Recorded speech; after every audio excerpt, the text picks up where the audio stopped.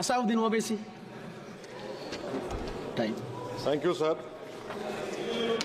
Sir, I start by quoting Baba Sahib Ambedkar, what he wrote in Memorandum of Rights of States and Minorities, dated March 24, 1947, when he submitted to the Subcommittee on Fundamental Rights set up by the Constituent Assembly, the Advisory Committee on Fundamental Rights and Minorities. I quote, sir, "Unfortunately for the minorities in India, Indian nationalism has developed a new doctrine which may be called the divine right of the majority to rule the minorities according to the wishes of the majority.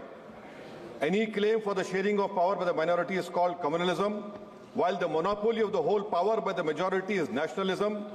Guided by such political philosophy, the majority is not prepared to allow the minorities to share the political power, nor is it willing to respect any convention made in that behalf, as is evident from the repudiation of the obligation to include representation of the minority in the cabinet, contained in the instrument of instruction issued to the governors in Government of India Act 1935. Baba Sahib says under these circumstances, there is no way left but to have the rights of scheduled castes embodied in the Constitution. This is true now also. I will prove it, sir. In what Baba Sahib said 75 years ago was absolutely right. No one wants the minorities to share power. I'll give you an example, sir. In this August House 75 years ago, when Maulana Azad stood up and said that what safeguards the Muslims have before the partition, those safeguards should be given to the Muslims. That was political representation reservation. You know what Sardar Patel instructed Mr. Abid Hussain and Begum Ezaz Rasool to censure Maulana Azad. And Maulana Azad felt claustrophobic. And Maulana Azad said that this Constituent Assembly has become a new prison for me. Maulana Azad said this in the Constituent Assembly, sir. Now what we see is that, sir, आप देख रहे हैं कि उसके बाद जो constituencies को बनाया गया असेंबली और पार्लियामेंट की हदबंदी हुई, वो इस तरीके से उसको तरतीब दी गई कि अक्सरती तबके के लोग जीत जाएं और मुस्लिम अक़लियत के लोग कामयाब होने में बड़ी मुश्किलात पेश आए। इसीलिए 2007 में सच्चर कमेटी ने कहा था, सिफारिशात में कहा कि अब जब हदबंदी होगी तो माकूल तरीके से बनाया जाए ताकि मुसलमान पार्लियामेंट और असेंबली के इलेक्शन जीत सके। मुझे नहीं मालूम कि अब नए सेंसस के बाद जब हदबंदी होगी तो उसकी सिफारिशात को रखा जाएगा या फिर मार्जिनलाइजेशन जो मुसलमानों का हो रहा है 75 साल से वो चलता रहेगा। सर, जब पार्लियामानी जमहूरियत की कामयाबी किस बुनियाद पर होती है? पार्लियामानी जमहूरियत की कामयाबी का पैमाना मैं आपको बताता हूं।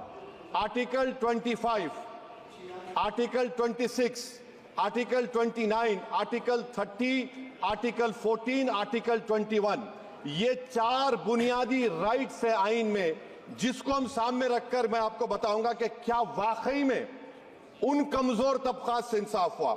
मिसाल के तौर पर आर्टिकल 15 और 16, सर, 1950 का प्रेसिडेंशियल ऑर्डर निकला, तारीखी नाइंसाफी के खात्मे के लिए रिजर्वेशन दिया गया, तारीखी नाइंसाफी के लिए हजारों साल के जुल्म की बिना पर, मगर उनको नहीं मिला जिनका मजहब इस्लाम और मुसलमान था, जो भी उनसे भी नाइंसाफी जुल्म हुआ। दूसरी बात, सर, दूसरी बात, दफा 25 में प्रोफेस कहा गया, article 25 talks profess.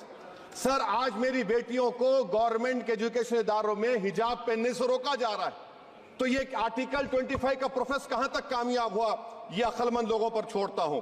Practice, sir, article 25 में अमल करना। कई रियासतों ने ऐसा कानून बना दिया कि आप ये नहीं खा सकते, आप वो नहीं खा सकते, कैटल स्लॉटर एक्ट का एक्ट बना दिया।